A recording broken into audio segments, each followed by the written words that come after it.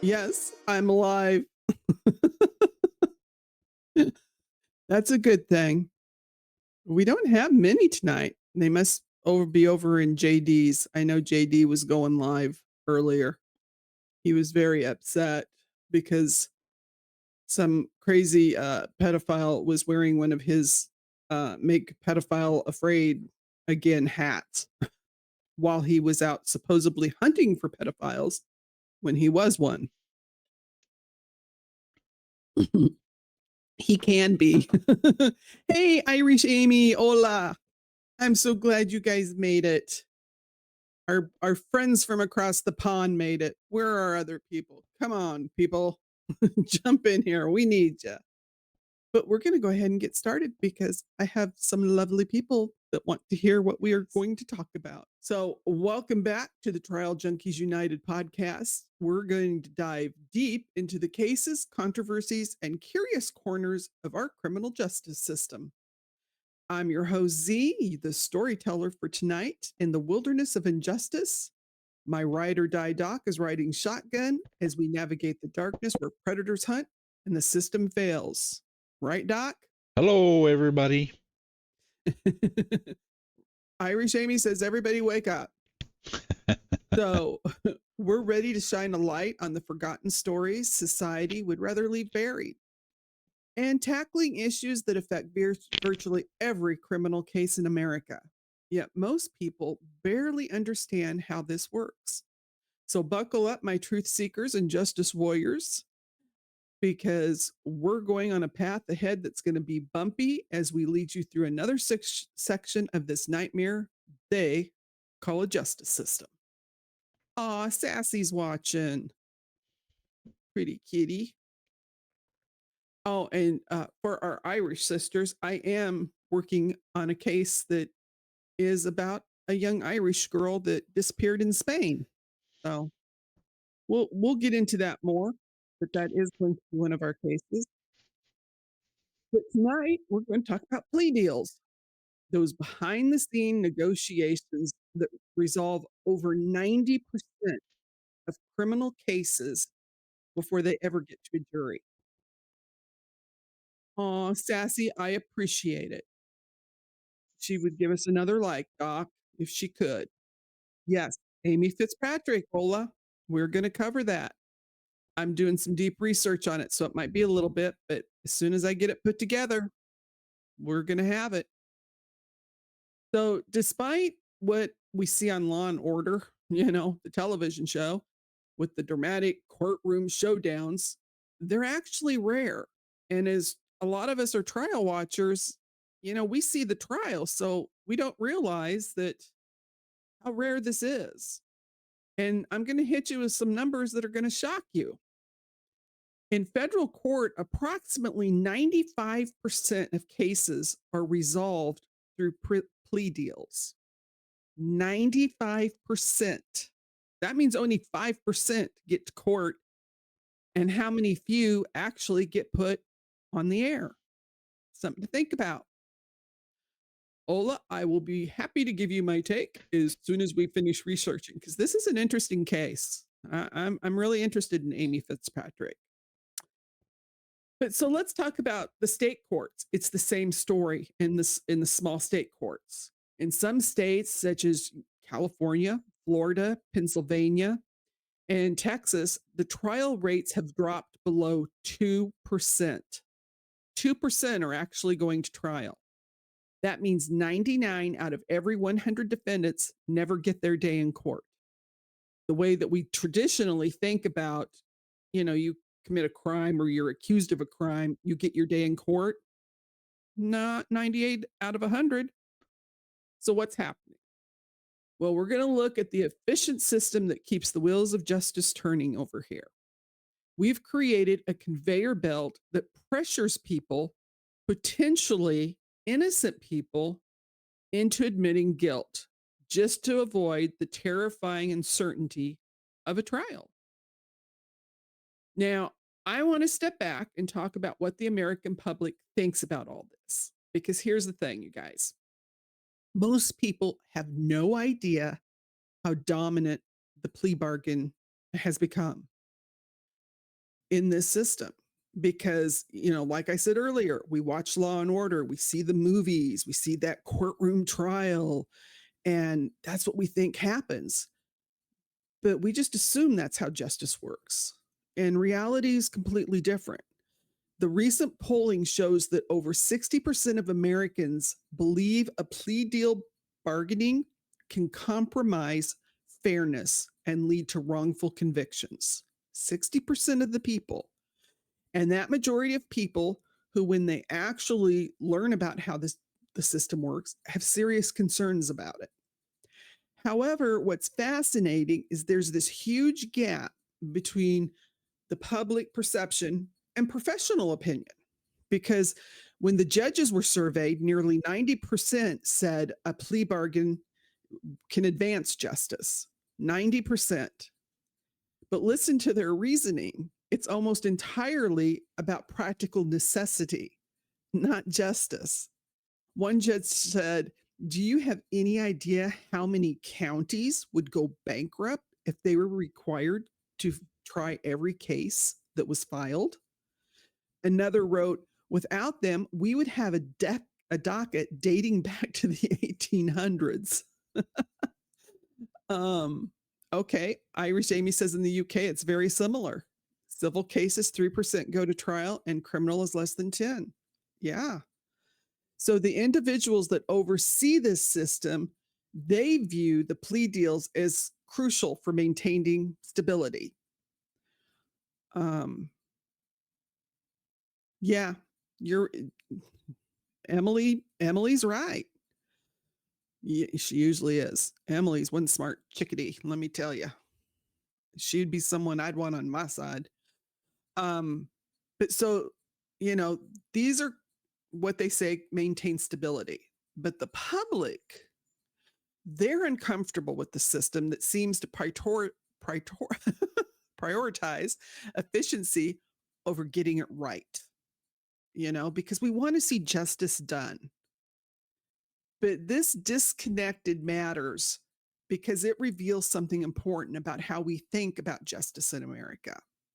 The legal profession has really accepted the plea bargain as inevitable. It's a necessary evil in a system overwhelmed by excessive number of cases. And we've heard that here in the US, we are very litigious. Can't think of the term. Um, yeah, I know, Fowler. We're going to get there with that little dream bucket. But Simi Sharp, thanks for showing up. We're glad you're here with us tonight. But regular citizens, when they learn about the trial penalty, innocent people pleading guilty, and families being excluded from the process, they instinctively understand that something is wrong. The ACLU has described our current system as a cheap backroom shakedown where defendants' lives are determined primarily by power dynamics and leverage, not facts and law. So that's pretty harsh language, but it reflects the growing realization that what we've built is this justice, or is it really case management? Is that all they're doing? Something to think about. The efficiency argument is quite clear, though. The courts and prosecutors' offices they're overwhelmed. Public defenders manage caseloads that would surprise us. The plea bargaining helps the system process cases faster, saving time and taxpayer money, while giving the defendants some control over outcomes.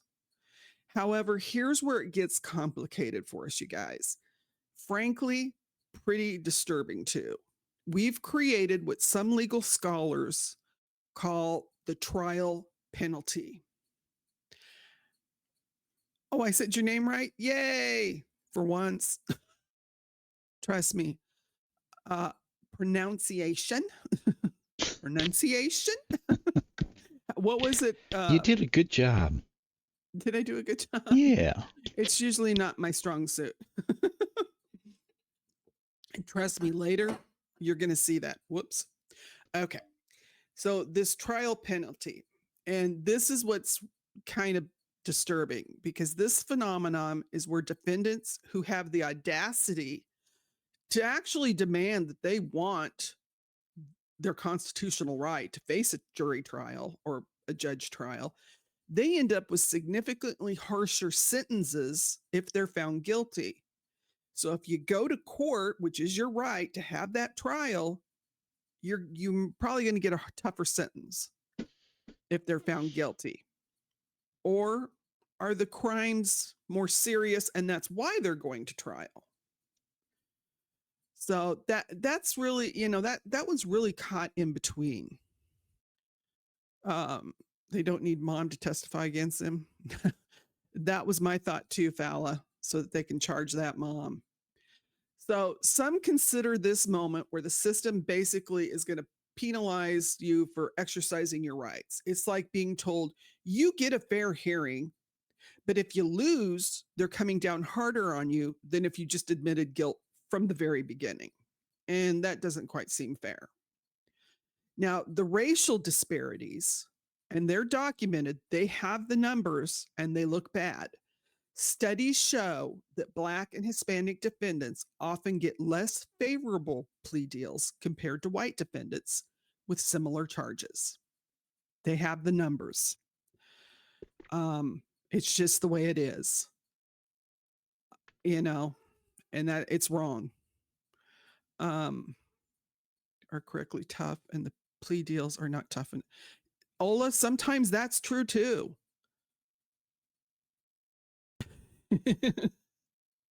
It would be possible. Yeah. Well, if he does a plea deal, I don't see where the immunity deal stands up, because she's not having to testify against him. So that'll be interesting. But so in a system where 90% of our cases are settled through negotiations rather than trials, these disparities in the plea bargaining become systematic unfairness that's rarely addressed openly in court. Moo, quit sounding like a 40-year-old smoker, child. You're supposed to be taking a nap, Moo Cat. Man, she's being a brat tonight. She's Yeah. just being a kitty cat. I know. Usually yours are the ones screaming. Yes, they are. The Russian assassin, usually she stands out in the living room and screams. But Moo sounds like a 40-year-old smoker when she does. That's the funny part. So plea deals aren't inherently problematic. They often serve a legitimate purpose for all parties. A defendant may genuinely wish to take responsibility. Hey, Trial TV Live, glad you're here. And that makes sense because if a defendant, some defendants do feel guilty for what they've done and say, hey, I'm going to take, accountability here. They can secure a predictable sentence and begin rebuilding their lives. Okay. See, Irish Amy's moo was being naughty too. It must be something in the moo air. Moo air. What can I say, fellas? Sometimes they're naughty. Oh, the squeege of justice is here. He's using the other account. Cool. So, as we're talking about these plea deals, for the victims, the plea agreements can also provide certainty and closure while avoiding the emotional toll of a lengthy trial process. So there is consideration becomes particularly crucial in cases when you think of young victims. Hey, Ken, glad you made it, sweetheart. Yep, there's our lawyer. He's given us the wrinkle she could effectively testify against Stearns anyway through factual background that makes up the allocution of admissions. Okay, interesting. But when they're testifying in court, it means they have to confront their alleged attacker, and that's a constitutional right that defendant has, is to face his accusers. So it can be very deeply traumatic for young ones or for women. So sometimes that plea deal really helps because when the guilt seems that, it's there, that plea negotiation can really shield the victim from the courtroom or re-traumatization. Wow. Love them big words. While conserving their judicial resources and expediting resolution for all the parties involved. But the key changes improve flow and clarity. So eliminating unnecessary phrases, strengthening the connection between ideas, and clarifying the balance between defendants' rights and the victim's well-being. You don't want to lose that nuanced perspective that we've presented. But there's also a darker aspect here, you guys. When you're looking at the chance of decades in prison, if you go to trial and lose, compared to just a few years with a plea deal. So what choice do you really have? Yes, Moo, that's your choice. Take a nap. That's our plea negotiation. So even if you believe you're innocent, that's a huge gamble with someone's life. And the question we need to ask, that's okay, Fowler. We love you. The question we need to ask ourselves is this: have we sacrificed the presumption of innocence and the right to a trial for the sake of efficiency? And if we have, what does that say about our commitment to justice? But before we explore this broader issue with this plea bargaining, Irish Amy told you to take the plea deal, Moo. I would like to discuss two major cases currently in progress, and we all know which cases those are. And there's a lot of controversy and complexity surrounding these deals. Okay. And the first one up, and this one's already done, is Bryan Kohberger. And we don't like him. Just weeks ago, on July 2nd, the Berger pleaded guilty to murdering 4 University of Idaho students back in November of 2022. No, Fowler's wait going a to minute. Wait a minute. Tell us how you really feel about him. about Berger. Yeah. Can't stand him. Cannot stand him. Fowler's going to hire Ken to represent Moo in our plea negotiations. She does need legal advice. Okay, what stats are you interested to see, Ola? Oh, therapist, you know. I don't know. That's an interesting thing, you guys. Why is therapist, you know, the first to like this? Come on, let's hit that like button and all that fun stuff you're supposed to do. I forget to say what to do. So, okay, so we have the Burgermeister, and we know that he murdered those 4 Idaho students. And this Idaho student murder case has captivated the nation, right? For 2 years. Kaylee Conclaves, Madison Mogan, Azana Knuddle, and Ethan Chapin, all brutally stabbed to death in their off-campus home. He was scheduled to start his jury selection on August 4th. So it was a surprise to some that he accepted a plea deal. But if we think about it, Ann Taylor, his defense attorney, tried everything to get the death penalty removed from the table. And here are some of her legal strategies. Okay, Ola. So to eliminate the death penalty for the Berger, she tried constitutional challenges. She argued that keeping someone on death row without a viable way to carry out the execution would be cruel and unusual punishment, citing Idaho's failed execution attempts and constitutional issues with the firing squad.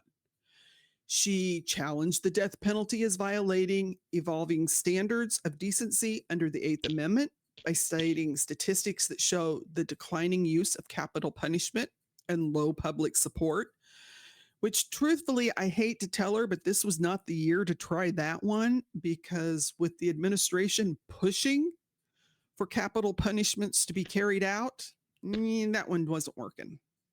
Medical and mental health defense. She filed motions arguing that the Berger's autism spectrum disorder reduced his culpability and that executing someone with autism would constitute cruel and unusual punishment. Of course, she didn't bring this out to almost 2 years after the fact. when she got hired. So if he was so, special, why didn't she bring that out right away? Just saying. Then she tried procedural challenges. They argued they were forced to choose between conflicting constitutional rights when waiving the right to a speedy trial. She filed motions based on alleged violations by the state and providing evidence. And then the systematic DP challenges. She challenged Idaho's aggravated factors as too broad and arbitrary, arguing that everyone falls within that category rather than just the worst of the worst. Yeah, they did, Ken.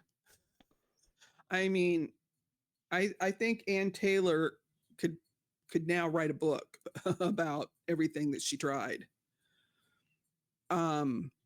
Evidence challenges. She challenged the validity. Okay, can get that validity of the DNA evidence. She requested permission to propose alternate perpetrators committing the crime. She wanted to name names, but there was no evidence. Just, Bob did it, Jack did it. Judge Hippler wasn't having that. The result, all court motions denied. The judge rejected attempts to remove the death penalty. So, with the trial nearing, all legal options exhausted, they went with the last choice, a plea deal to avoid execution. So, successfully, they negotiated this plea agreement in which the Berger pleaded guilty to all 4 murder counts in exchange for prosecutors dropping the death penalty. The plea deal, 4 consecutive life sentences, no death penalty, no appeals. And then it gets complicated because the victims' families are split right down the middle on whether this was the right call. The Conclave's family is out. Oh, I can't even tell you how much rage Steve has. It's palpable, completely understandable. He didn't mince words when he called the plea deal a ridiculous joke. And he declared there's no justice in this. You're right, Fallon. They threw everything at the wall. That's, everything they could think of. And, he said his fury really stems from multiple grievances. Prosecutors gave them less than 24 hours notice that there was even going to be a plea deal, which actually a lot of families don't even get that. They failed to meaningfully consult them on the terms, delivered none of what they desperately sought. Beside the death penalty, Steve wanted a confession and he wanted to know the location of the weapon. These were the things that he was looking for. Now, his wife, Christy, her words will cut you to the heart because she said if your 21-year-old daughter was sleeping in her bed and Berger went into her home with the intention to delete her, and he did by stabbing her many times, as well as beating her in the face and head, while it was clear that she fought for her life, what would you want? And that was kind of new information that has just come out since the plea deal, that they've talked about that Kaylee had been beaten, in the face and the head. So that's horrid, okay. It really was a rarity because a lot of them never ever get noticed that there is even a plea deal in the works. So they did get notice, but they weren't happy. And by Christy's, comments, you can kind of see if that was your daughter, how you would feel. But her question isn't rhetorical. That's a mother's cry for justice. She feels she's been denied. And the family maintains that Kaylee was specifically targeted, which deepens their belief that the plea deal doesn't reflect the full horror of what happened to their daughter. And the parents who have endured this unimaginable loss, watching the legal system accept what they feel is a lesser outcome, they feel betrayed. But now the Chapin family, they're different. They support the plea deal. They want closure. They want to avoid the trauma of a trial. They prefer certainty over the risk of a jury trial. Because I'll tell you right now, going to trial is no guarantee of success. Do I have to say O.J. Simpson? I mean, come on. Well, That's any when any good lawyer knows one. All you need is one juror. yeah.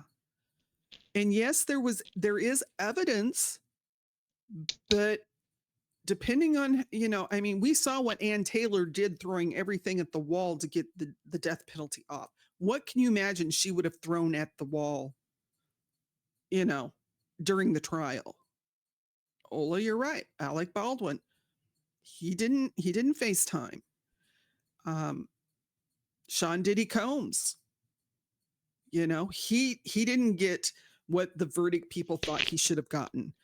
So there was no certainty that Stephen Christie would have seen him get the death penalty. They could have gone through all of this and he could have been acquitted. And you hate to ask them to step back and think about that. But, hey, that can happen. Because we have seen, we've all watched trials and seen where things slide by. At least they know where he's going to be.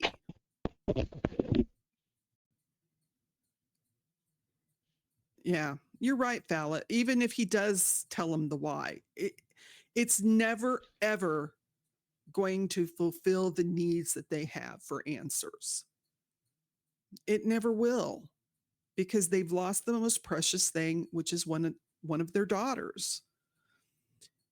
But the interesting thing with Berger's case is that, his attorneys then tried to keep all the records, all these motions that had been suppressed, sealed. They didn't want them open until after sentencing. And that's kind of interesting because, he's already admitted everything in court. And I mean, maybe Ken can talk to this. He signed the paperwork. He said he admitted it. I don't know if there's a way he can back out of it now. I don't, but there was almost like a hint when they were trying to get them to not unseal everything by saying, well, we don't know what will happen in sentencing. And I was just kind of like, what? Falla, I agree. You're right. He should have had to say more. I know Kaylee's family is also upset that they allowed him to sit down, that the judge said, have a seat, and he could sit there and say it instead of having to stand and face the court, really. But, when Judge Hippler asked him directly, are you pleading guilty because you are guilty? He said yes. Then he went through each victim by name. Did you delete and murder Kaylee Conclaves? I'm butchering her name. Kaylee, I am so sorry. And he said, yes. Did you murder Madison? Yes. Did you kill and murder Zana Kernoodle? Yes. Did you kill and murder Ethan Chapin? Yes. 4 times. Of course, he had no emotion, but 4 young lives, 4 times he said yes without hesitation, no emotion. And they say his father reportedly was just shaking his head and turning red as he heard his son admit these murders. A little bit of, you can't help but feel sorry for his family, because I don't know if they realized what a monster that they had raised.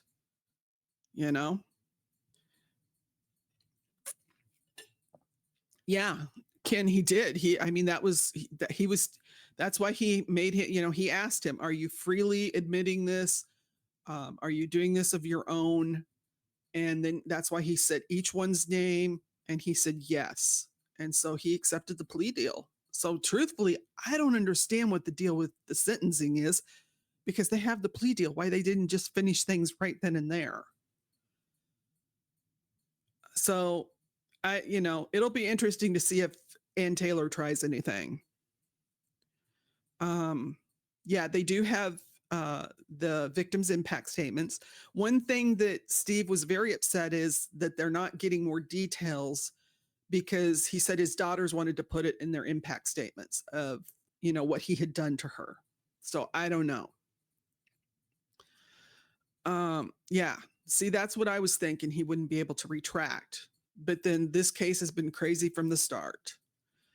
And there could have been people on that jury that were upset that the house got destroyed. That house should have never been taken down until after the trial.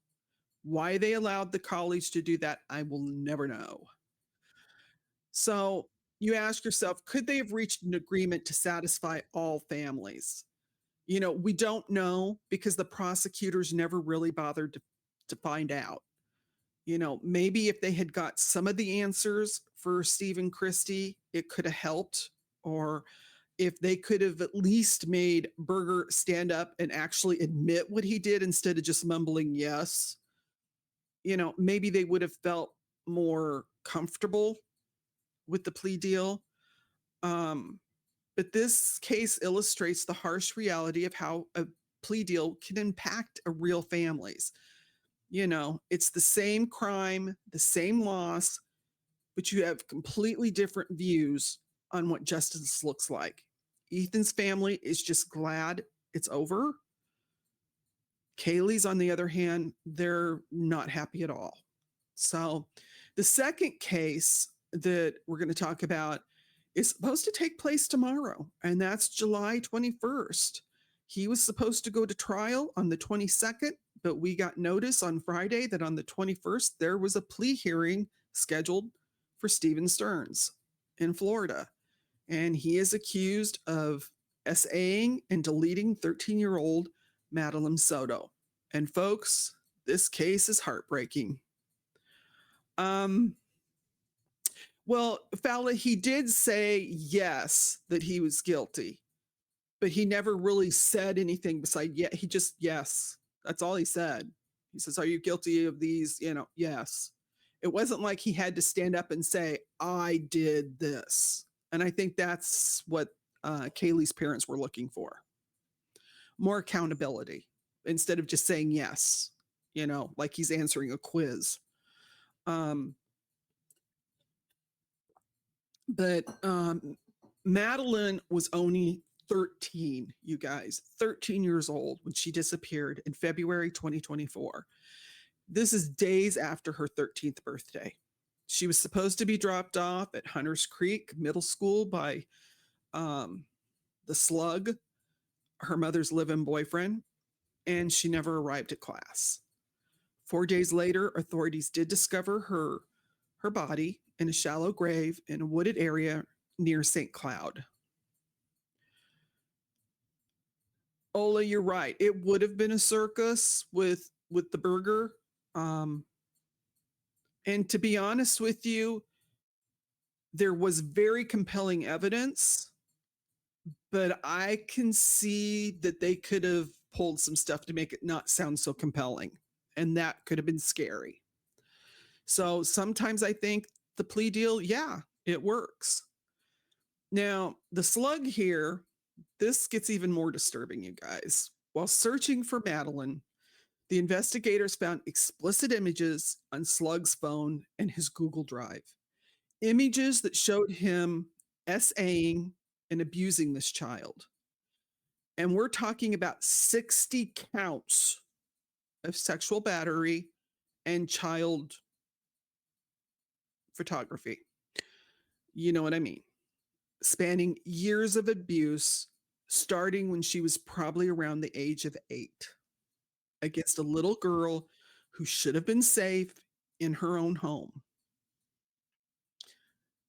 Well, I'll tell you what, Irish Amy, with all of my ugly people that are the evil ones, they get their name said right correctly once, and then after that, they get the name that I give them because I don't want to have to say their name again. So he's just a slug. But all of us wonder, why wasn't the mother charged? Because that night before she disappeared, she sent her up to the bedroom with the slug to go to sleep in the same bed. That's wrong. She knew what was happening. You will never convince me otherwise. Um, where to proceed with the plea with half the family. Ken, you're right. That's why I said the prosecutor was in a no-win situation when you have half the family feeling this way and half the families feeling that way. Um, I don't know. But I think if they might have sat them down and really taken the time to explain it, at least they couldn't have said that wasn't, you know, explained to them. And that's maybe that would have helped. I don't know. Um, Irish Amy, I love you too, sweetheart. I love all you guys. Um, so her mother, Jennifer, she needs to go to jail too. I'm sorry, she just does. And let's hope that after this hearing tomorrow, I'm hoping the police will finally take some action and arrest this woman because they're not going to need her if he takes a plea deal. Um, and we're going to have to wait and see what happens. It's going to be tomorrow. So let's all make sure we're paying attention. Yeah, I think it was an additional betrayal. And Slug's a 39-year-old former Disney World employee. Isn't that just fabulous that he worked at Disney World? Doc. Wow. Yeah. I can't tell you how many times Sheriff Grady Judd of Polk County gets up with photos of these predators working at Disney because that's in Polk County. It is ridiculous how many. But let's be honest, you guys, predators, where do they work and where do they live? Where the victims are. So you got to remember that. So he was a Disney World employee and he had charges in 2 separate criminal cases involving the death of 13-year-old Madeline Soto. He was the live-in boyfriend of her mother, Jennifer, at the time of these crimes. Now, his trial was supposed to start, Tuesday, and there are 60 criminal charges against him: sexual battery of a child 12 years old or under 12 years old because he started when she was 8, sexual battery involving a child aged 12 to 18, lewd or lascivious molestation, unlawful possession of materials depicting a performance of a child with photography. These charges arose from disturbing images of Madeline found on Slug's cell phone and Google Drive account. The evidence indicated years of ongoing abuse before this child's death. Now, originally, it was scheduled for September 2025, and the trial was going to focus on the first-degree murder charge of her death. But then the prosecutors announced plans to seek the death penalty. Madeline was reportedly missing on February 26th of 2024 after she failed to go to school. And the community launched that search. They finally found her. She had been strangled. And on July 21st, we're going to see what's going to happen with this plea deal. What's expected, we're not quite sure. The plea deal will likely lead to imprisonment, but there are phone calls between him and his mother where both of them are stating that he would rather be on death row because he knows it's dangerous for him. Semi Sharp, you're right. There are a lot of those pedos at places like that. That's why when you go to those public places, you have to be careful of letting your children out of your sight. I'm sorry. When you're in a big place like Disney World or Disneyland or any kind of theme park. Ola, they did find her. Yeah, they did find her. So he's going to have the possibility, and I think that, maybe he decided to do a plea deal because, hey, Governor DeSantis is going crazy with the death penalty right now, you guys. He is really kicking up the notches, and it's like he's got a conveyor belt going in Florida. With the current administration really pushing, and they sent out a memo, they wanted people gone. Um, let's see. Do we believe him though? I think he spent 40 years lying. Yeah, it's hard to tell, darling. And it could be that once he saw what DeSantis is doing, he decided, hey, you know what? Maybe I don't want to go to death row. But they're going to have to put him somewhere because I think they're going to go after this dude. I really do. He's going to have a huge target on him. Now, this is going to spare the family from a lengthy court proceeding. And they talked about these images that he was supposed to go to court for on Tuesday and start the process. And they said these images are so disgusting and so bad. And he was going to have to sit there as the jury saw every one of them and had every one of them explained. And maybe he just decided it wasn't worth it. I don't know. This has attracted widespread attention, highlighting the concerns about child safety, safeguarding the vulnerable minors in our communities. Slug was supposed to go to trial, like I said, on Tuesday. And then he was going to have a separate trial for the murder in September. But hey, let's see what they happen tomorrow. I hope they just get him for life. I hope they put him in Gen Pop, and I hope he gets a welcome committee. What can I say? I just think Most likely that will happen. Yeah. Don't you think everybody should be welcome when they come in and when they're that terrible? I mean, come on. And there are Madeline's relatives that, they don't want to have to hear all this and sit through true trials.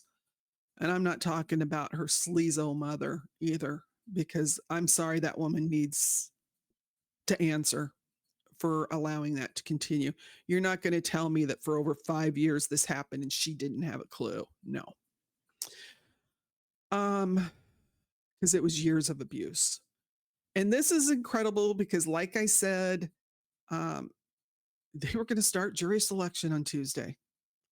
So that's how quick these plea deals can happen, you guys. It can happen very fast. So both of these cases really highlight something vital about our system. These aren't just numbers on a statistical chart. These are real families dealing with unimaginable loss, trying to understand what justice means to them. And the system is forcing them to make impossible choices. Do we accept the certainty of a life sentence, or do you risk everything on a trial that could end in an acquittal? Do you let your family go through the trauma of hearing every horrible detail in open court? Or do you agree to deal that spares everyone that ordeal, but might feel like letting a killer go free? Because that's kind of how Steve feels with, Kaylee's case, even though he's life in prison. And here's what really gets to me. In both of these cases, the families found out about these deals at the last minute. Steve and Christy, they got an email. And that's a plea deal in their daughter's murder case. The Stearns hearing, or the Slugs hearing, was scheduled with almost no notice to anybody. And that's how our system operates when 90% of the cases are resolved through plea bargaining. So the most important decisions, life, death, justice, and closure, are made in back rooms. They're in prosecutors' offices and judges' chambers, not in open court, where families and the public can see what's happening. Now, we discussed the burger and the slug, two very different cases, but both showing how the deals happen in real time with real families trying to make the impossible choices. But let's take a moment and explore the psychology behind this issue. Because when you really think about it, what we're asking defendants to do is quite extraordinary. We're asking them to make a decision that's going to shape the rest of their lives, often under intense pressure, with incomplete information and facing a real threat of a much harsher punishment if they make a mistake. Now, let's walk through what this feels like, okay? I want you all to pretend you're sitting in a jail cell. Your lawyer comes to you and he says, here's the deal. The prosecutor is offering you 5 years if you plead guilty. But if we go to trial and lose, you're looking at 25 to life. What do you do? Even if you believe, really genuinely believe that you're innocent, that's a difficult decision. 5 years of my life versus the potential the rest of your life. Are your children going to grow up without you? Does your spouse move on? Do your parents pass away while you're locked up? Because this is someone that we're talking that thinks they're innocent. The rational choice becomes clear pretty quickly, doesn't it? Take the deal. Take the 5 years, get out while you still have some life to live.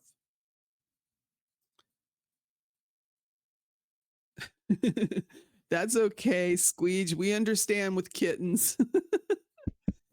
But here's what should make all of us uncomfortable. We've just built a system where the innocent people rationally choose to admit crimes they didn't commit. And that's not a flaw in the system, that's a feature of our system. That's how it's meant to work. The prosecutors will say that most defendants who accept a plea deal are guilty anyway. And, they're probably right? But most isn't all. And in a system that handles hundreds of thousands of cases each year, even a small percentage of innocent people pleading guilty adds up to many wrongful convictions, you guys. The National Registry of Exoneration has recorded hundreds of incidences where innocent people pled guilty and were later proved innocent through DNA evidence or other methods. Consider that. These are just the cases we know about where someone cared enough to keep looking into things after the plea was made. Let's see, is there a difference in the amount of plea deals based on economic circumstances? Yeah. The poorer people, and that's a whole nother episode we're going to have to do about the racial issue, because their plea deals aren't as good and they get a whole lot more of them. So we will delve into that, Irish Amy, I promise. Just didn't have enough time tonight. But how many people are currently in prison serving time for crimes they never committed because taking the plea deal seemed like the least bad option? And we might think, really? Well, here's some examples. Brian Banks was exonerated in 2012 after his accuser admitted to fabricating her story that led to him spending 5 years in prison for SAing her when he didn't do it. Yes, he had initially accepted a plea deal to avoid a possible 41-year sentence. He was a young Black man. And he knew he could probably get hit with that 41-year sentence. So he took the plea deal. Angela Garcia accepted a plea deal after nearly 20 years of fighting for her innocence, admitting to setting a fire, though she said she never did. In exchange, she got the reduced sentence, was released within 6 years. She'd already served 17 years in prison. Chris Ocho, he pleaded guilty to deletion in 1988 to avoid the death penalty. He was sentenced to life in prison. He was exonerated in 2002 after spending 13 years behind bars. Joanne Taylor pleaded guilty to second-degree murder to avoid the death penalty and received a 40-year sentence. She was exonerated in 2009 after serving 19 years. So these cases remind us the system isn't perfect and that innocent people might feel pressured to accept a plea bargain for reasons like fear of a harsher sentence at trial. Okay, let's see. Ken, I generally believe even the most perfect cause has a 1 in 20% chance of resulting in a conviction after a jury trial, regardless. Yeah,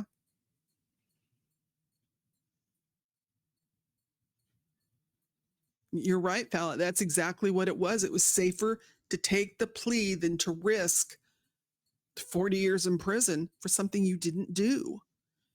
So the Innocence Project works to raise awareness about the over reliance on guilty pleas and pushes for reforms to safeguard the rights of innocent defendants. Exactly. See, Casey Anthony, that's another one. Got a not guilty. So that's why I know, hey, Lazy River, thanks for joining us. I know that Steve is very upset over Berger's case, but that can happen. They can get off. So when we think about wrongful convictions, we typically picture this someone claiming innocence at trial and being found guilty and spending years in prison before eventually being exonerated. However, this scenario, there's much more common where they accept a plea deal because that bigger sentence is huge. But what about the psychological damage of innocent people who take a plea deal? You're innocent. You're facing charges that could land you in prison for decades. Your lawyer tells you, I got a plea deal available for you. Admit guilt to this lesser charge. You receive some probation or a short sentence and you go home. If you fight it in court, you're going to risk everything. That isn't a legal decision, it's psychological warfare. You're being forced to choose between your truth and your survival. Think about that. Psychologists call this moral injury, the deep wound that's caused by being compelled to betray your own integrity. You know, the immediate psychological impact, the moment an innocent person says guilty in that courtroom, something breaks in them. They describe feeling like they're being forced to lie about who they truly are. It shatters their identity of self-worth and also the sense of identity. The decision, it's incredibly hard. Every part of you wants to remain innocent. It feels morally right, but the other option could be devastating. The impossible choice causes severe anxiety, depression, and what experts call moral distress. So taking that plea deal, that's not going to end their trauma. It transforms it. Many people develop ongoing symptoms that resemble PTSD. They replay that decision over and over. What if I'd fought? What if I'd trusted the system? There's persistent anger, not only at the system, but at themselves for giving into it. Even though the decision was rational at the time, there's guilt and shame that follow them because the plea feels like this permanent stain on their identity that they're never going to wash it away. Think about it. They stood up in court in front of family and friends and said, I'm guilty. The consequences extend well beyond the courtroom. You now have a criminal record, you know, for something you never even did. You try explaining that to your employee, your employer, your landlord, trying to get rent, you know. Someone's like, I don't care if you said you were guilty. You can tell me you're innocent all you want. I'm not going to believe you. The ongoing legal battles, despite knowing you're innocent, can cause lasting trust issues, social isolation. Many people lose their basic faith in justice and fairness. They become overly cautious about legal issues, deeply skeptical of institutions they once believed in, because they might have believed in the justice system until they got caught up in it. And it affects how they move through the world from that point on. And that's something to think about. You're right, Lazy River. You're right. But this is the point of plea deals and how, if you're facing life in prison or the death penalty and you can get off on a lesser charge, but you have to admit that you're guilty. Well, and that's what you do for some of these people because they figure it's the best outcome, but they don't realize how this is mentally going to affect them, how maybe coming back home to their family isn't going to be easy. Hey, Fowla, thanks for joining us for as long as you were here, sweetheart. We really welcome you, and I wouldn't know what to do with you. You're my bestest. I love my mods. So think about that, because mentally it's going to be hard to fit back into the family to try and have a normal life again. And here's where our story gets a little more complicated. When someone who took a plea deal is later exonerated, you'd expect it to bring relief, right? But it does immense relief, but the world learns you were honest all along. The exoneration brings a heavy wave of new grief and rage. All those years of bearing the burden of that false conviction were completely unnecessary. You lost time, you lost relationships. There was, you no longer may have them. There were opportunities that you missed out on. The psychological pain that you were endured, all of that was unpreventable.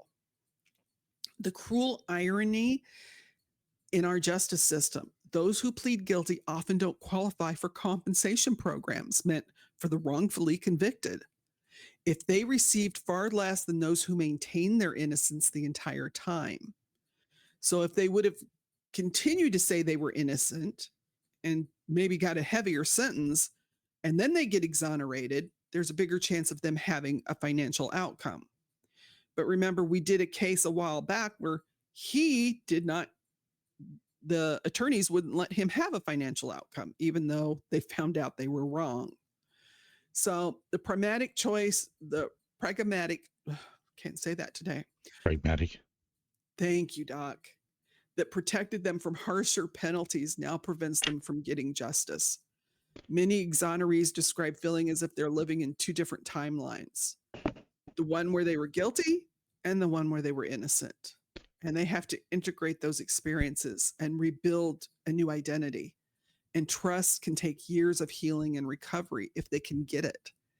So it's important to understand that choosing a plea deal in this situation isn't a sign of moral weakness. It's often the most practical choice in a nearly impossible situation where the system has failed. Now, these individuals are survivors of a form of institutional trauma that we're only beginning to really understand. The next time you hear about someone taking a plea deal, remember behind the decision might be an innocent person making the only choice that they believe they have to survive. And this isn't about individual trauma, you guys. It's about what our justice system does to innocent people every day. And until we recognize this hidden form of wrongful conviction, we can't start to fix it. Now, we know with Berger and Sluggo there, they're taking plea deals because they're guilty and they're just scared of the death penalty. But there are so many that take them because they are innocent, but the other outcome is worse. So if we look at this from another angle for just a minute, because it's not just defendants who are under the pressure in this system, the prosecutors face overwhelming caseloads, you guys. They have limited resources. There's political pressure to keep that high conviction rate going. The public defenders often handle 100 plus cases at once. 100 plus cases at once, especially in these big cities. Judges have calendars backed up for months or even years. Everyone involved in the system has an incentive to resolve these cases quickly. The plea bargain does achieve this. They clear the caseloads, they give prosecutors victories, and allow this overburdened defense attorneys to move on to the next case. From a system management viewpoint, the plea bargaining functions exceptionally well. The question is, though, does it work for justice? And here's where it gets really complicated because sometimes, maybe even most of the time, plea deals do serve justice. A defendant who is clearly guilty receives a reasonable sentence without causing the trauma of a trial to the victims. Resources are conserved for the cases that truly need them because everyone moves on with their lives. But the system we've built doesn't clearly distinguish between the cases and the problematic ones. A prosecutor making a plea offer isn't certain if that defendant is guilty. A defendant deciding whether to accept a deal is unsure whether they'll be convicted at trial. So everyone's making decisions based on incomplete information. And really, it's risk assessment, right, Doc? Yeah. Uh, You know, how can you think anything else? I mean, look at the statistics.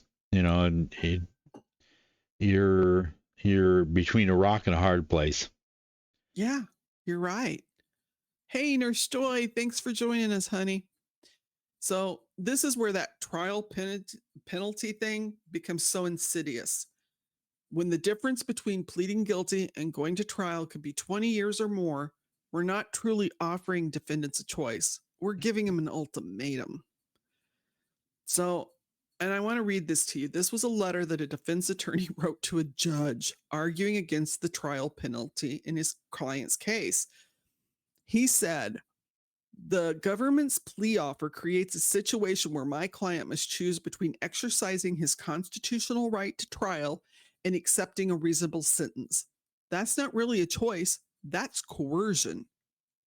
The judge dismissed the argument, and the system continues. So, however, the question remains, at what point does a strong incentive become an improper coercion? I'm not here to argue that plea bargains should be abolished, because they shouldn't. You know, I think probably in Sluggo and Berger's case, it might be the best option there was them doing plea deals. So that it's not practical to say, let's get rid of them all. But we need to be honest about what we've created and consider ways we can improve it. Just because it's the system we've had doesn't mean it's set in stone and it can't have improvements, right? So, some potential reforms that legal scholars have suggested is including requiring prosecutors to present stronger evidence before offering plea deals, involving significant sentences, limit the trial penalty, perhaps by reducing the gap between a plea offer and the possible trial sentence, give judges greater oversight of the plea negotiations. Why take them out of the picture? Require more details on the record, explanation of the plea deal, why we're doing this, especially in the serious cases. Make them actually allocate and say what they did. Take the blame, not just stand there and mumble yes. And here's a really bold idea. What if we actually funded our court system properly? What if we hired enough prosecutors, defense attorneys, and judges to manage caseloads that allow for the investigations to be thorough and for them to be prepared? Something to think about. What if going to trial wasn't such a risky gamble because defendants could trust they'll get competent representation? Because a lot of people think, ooh, I got a public defender, it's the worst thing ever. Some of those public defenders put their whole heart and soul into the cases. You know, they really believe in what they're doing, a lot of them. But, I just keep thinking about those families we've discussed earlier. You know, Steve and Christy upset about being excluded, Chapin's, grateful for the closure. Both reactions understandable, both valid. But maybe the real question is whether any particular plea deal is right or wrong. Maybe it's we've built a system that offers families, defendants, and society the justice they deserve, letting them have a say. When 90% of cases never go to court, important decisions happen behind closed doors with little oversight. Innocent people often plead guilty, and guilty individuals sometimes go free because the prosecutor can't prove their case. So, is there real true justice? Or are we just valuing efficiency more? Those are some things to think about. Let's hurry and check on our missing, because I know some of you, it's late if you're on the East Coast. So here's our missing people. And this first one, you guys, is not a typical missing person. Please, please have this family in your heart. This took place in Edmonton, Alberta, Canada. Samuel Bird is 14 years old. He has been missing since June 1st, 2025. This Indigenous teen from Paul First Nation was last seen leaving a friend's home in West Edmonton on foot. He never returned home. That's June 1st of this year. That's been over 6 weeks. He's 5'8". He's slim build, brown hair, and brown eyes. His background: he was a grade 9 student at Alex Xavier School who left school 2 months before year's end. Now, Samuel left home with a friend to visit a nearby friend, promising to return. And it's not normal for him not to contact his mom. He completely stopped all of his social media activity: Snapchat, Facebook, Instagram, and he was on social media a lot from June 1st. Nothing. This digital silence is considered highly unusual. Family believes he fell in with the wrong crowd while trying to fit in. He was struggling with some mental health issues and was described as being lovesick. Sam was bullied when he was younger. He was made fun of, you guys. Thank you, Lazy River. So I think he wanted to feel like he had people behind him, but I don't think his mother said he understood what comes with the territory. I told him these people can turn on you in a second. I think he just wanted to fit in with the crowd, and he may have paid for it. Bird said she tried to get her son help at WRAP ED, which is a strength-based support, prevention, and intervention for youth. She said Samuel agreed and was looking forward to getting help. She said last year Sam was a skater boy, and this year he wanted to fit in, and I think he chose the wrong crowd. She said he's such a polite kid, and he's really funny, and he had a lot of friends, and all the girls loved him. She said he's very charming. But she has been sent graphic videos allegedly showing Samuel being beaten with batons and bats, and they're circulating online and have been sent to her. Videos showing someone with a knife and Samuel covering his face while being assaulted. Rumors suggest he may have been put in a dumpster, a landfill, or a river. Police are investigating the authenticity of the videos but cannot confirm a connection. His mother, Alana Bird, and father, Justin Bird, are conducting daily searches. This family consulted a medium who directed them to a location where they found one of Samuel's belongings. Organized community search parties in the River Valley near Victoria Park. Family members post missing persons flyers daily and follow up on any tips. Family and Indigenous leaders expressed frustration with the Edmond Police Service initial response. The police initially suggested Samuel was hanging with friends and would return. I'm so tired of hearing that. No Amber Alert was issued because they require specific criteria being met that confirms an abduction. Community leaders cite this as another example of inadequate response to missing Indigenous persons. Politicians and Indigenous leaders are demanding better protocols for missing Indigenous youth. The Missing Persons Unit actively is investigating multiple reported sightings, but the family is not holding out hope of finding him alive. Community searches are ongoing, particularly focusing on water areas based on ancestral knowledge and ceremonies. If anyone has information, please contact Edmonton Police at 780-423-4567. Crime Stoppers, if you want to be anonymous, is 1-800-222-8477.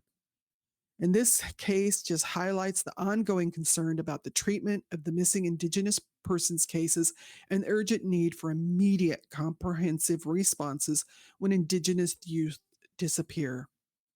The Alberta government's website states that Amber Alerts can only be issued if all four of these conditions are met.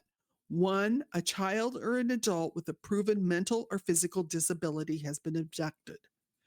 Two, the child or adult is in danger of serious harm or death. Three, there is enough descriptive information to enable the public to identify the child or adult, abductor, and mode of transportation. Four, there is a reasonable expectation that the abductee could be returned or the abductor could be apprehended. Edmonton, Canada, get your butt out of your head out of your butt and do something. This is wrong. We're calling you out. The trial junkies, the truth seekers, and the justice warriors do not believe that you have given this family adequate representation and help in finding Samuel Bird. He's 14. And that breaks our hearts. Okay, the next one, this is and Lazy River, you'll probably be laughing because this is I'm gonna really butcher. The Glenchen Royal Mounted Police are asking for the public's help in finding 14-year-old Raylyn Young in Alberta, Canada. Raylyn Young was last seen on July 11th, 2025, in Siska's First Nation, Alberta. Siska's, I'm sorry, you guys, I'm butchering it. The Indian Reserve at 146, Alberta, Canada. His eyes are brown. His hair is black. He's 5'5". He weighs 138 pounds. If you notice suspicious activity or criminal or crime occurring, call your local authorities, you guys. And the Glenchen, I don't know how to say that. Sorry. 403-734-3923. If you wish to remain anonymous, Crime Stoppers at 1-800-222-TIPS or 8477. Semi Sharp, we do Indigenous cases every Thursday night. Every Thursday and Sunday, we do missing Indigenous and Native and First Nations people. That is something we feel strongly about. And anybody that has a case of a missing or MMIW or MI relative, and if they want to come on, we will do an interview. We will talk about the case. We will seek justice for them. Semi Sharp, let them know. We're here for the Native and Indigenous people. So that was Raylyn Young. Now, the next one we have is 15-year-old Matthew Villegas, a member of the Gila River Indian community. He's missing from Mesa in Arizona, you guys. He was last seen on July 19th, 2025, around 5 a.m. in Mesa, wearing a black hoodie, black pants. Matthew is 5'7". He weighs 150 pounds with black hair, brown eyes. He has a tattoo on his right hand and a visible birthmark on his neck. If you got any information, Gila River Police Department at 520-562-4511 or text 911. Okay? 15 years old. This is our last missing person, and this is from Winnipeg. We were in Canada today, folks. Now, Winnipeg Police Services are looking for 17-year-old Pierre Balatang. Pierre was last seen on June 26, 2025, in the 100 block of Bannerman Avenue in Winnipeg, Manitoba. He's described with brown hair or brown eyes, black hair, 5'9", weight 130 pounds, medium build. If you have any information, call the Winnipeg Missing Persons at 204-986-6250. And Crime Stoppers if you want to be anonymous, 1-800-222-8477. They also have the Bear Clan that you can reach out to at 204-986-6250 or Morgan's Warriors at 204-996-9347. So please remember, no matter where you are, keep your eyes out because people get travel or things happen. So we never know where some of these young people could be. So keep your eyes open when you're out and about. Don't always have them on cell phone, people. Be aware of what's going on around us because these were all young people from 14, 15, 17. These are young boys. They need to be found. And Samuel's family, we'll say prayers because that's just wrong. And Edmonton, you're on my list. Now, I'm not here to wind up. I'm not here to argue about plea bargaining should be abolished. However, we need to be honest about what we've created and consider ways to improve its potential. Reforms include requiring stronger evidence before making significant plea offers, limiting the death penalty, granting judges greater oversight, requiring detailed explanations of plea deals, and adequately funding the court system. Things to think about, you guys. When 95% of our cases never go to court, when important decisions happen behind closed doors, when innocent people are pleading guilty and guilty people sometimes go free, are we truly getting justice or are we just valuing efficiency more? So remember to stay aware so we can keep an eye out for our missing young teens um, and the others out there because there are so many, you guys, so many missing. I try to add a few every episode. Doc will put in the description the numbers to call. Our episode after YouTube has to cook it overnight will be available tomorrow. You can look up in the description for those numbers. So, looking at our topic today on plea deals, here's the thing the system affects all of us, whether we're a victim, a defendant, or just the citizen who believes in justice, which all of you do. You have a stake in how this works. Remember, justice delayed might be justice denied, but justice rushed might be no justice at all. So, as always, remember every killer relies on our silence. Don't be why we have to share another story on this channel. If you know something, speak up because it wasn't a mannequin. It never is, you guys. Until next time, stay informed and compassionate and seek justice. Until Thursday at 8 p.m. Central Time Zone, to all my trial junkies, my truth seekers, and my justice warriors and family, I love you all. You have a good night and thank you for joining us.